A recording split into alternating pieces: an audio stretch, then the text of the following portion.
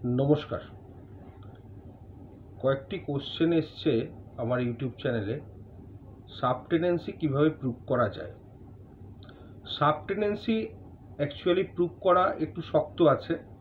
সাবটেনেন্সি prove করতে গেলে দেখাতে হবে যে সাবটেনেন্ট সে এক্সক্লুসিভ পজিশানে আছে এবং টেনেন্টকে পয়সা দিচ্ছে বা টেনেন্টকে ভাড়া দিচ্ছে, এবং সাবটেনেন্টই ইলেকট্রিকের বিল পেমেন্ট করছে বা গ্যাস কানেকশন ইত্যাদি ইত্যাদি ডকুমেন্টস সাবটেনেন্টের নামে আছে। সেই সব ক্ষেত্রে সাবটেনেন্সি প্রুভ করা খুবই সোজা। এইসব ডকুমেন্টসগুলো জোগাড় করতে হবে এবং বিভিন্নভাবে প্রমাণ করতে হবে যে সাবটেনেন্ট ওখানে এক্সক্লুসিভ পজিশানে আছে। সেক্ষেত্রে আপনাদের সাবটেনেন্সির এগেনস্টে ডিগ্রি পাওয়া সম্ভব।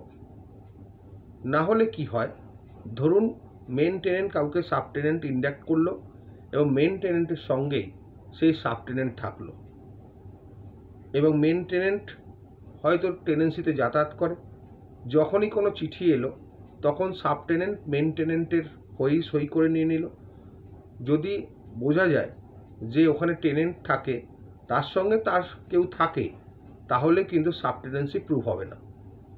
সাবটেনেন্সি প্রুভ করতে লাগবে এক্সক্লুসিভ পজিশন, যেটা আগেও আমি বললাম। সুতরাং সাবটেনেন্সি দেখানোর জন্যে আপনাদেরকে বিভিন্নভাবে প্রুভ করতে হবে। ধরুন আপনি সাবটেনেন্টের নামে কোনো চিঠি দিচ্ছেন 10 দিন অন্তর, 15 দিন অন্তর, সেটা সাবটেনেন্ট যদি নিজে রিসিভ করে ওই প্রেমিসেস থেকে, তাহলেও সেটা বোঝা যাবে যে সাবটেনেন্ট ওখানে আছে। অথবা যদি দেখা যায় আপনি মেন টেনেন্টের নামে চিঠি দিচ্ছেন, সেই চিঠিটি থ্রু প্রেমিসেস থেকে বারবার রিটার্ন আনসার্ভড হয়ে আসছে বা লেট হয়ে আসছে বা নট ডেলিভার্ড হয়ে আসছে, তাহলেও বোঝা যাবে যে ওখানে টেনেন্ট থাকেন না।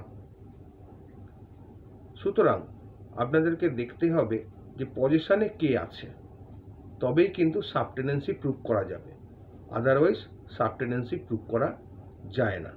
যেখানে টেনেন্ট থাকে তার সঙ্গে সাবটেনেন্ট থাকলে সেটা কিন্তু প্রুভ করা খুবই শক্ত এবং প্রায় অসম্ভব ব্যাপার। আশা করি বোঝাতে পারলাম। নমস্কার।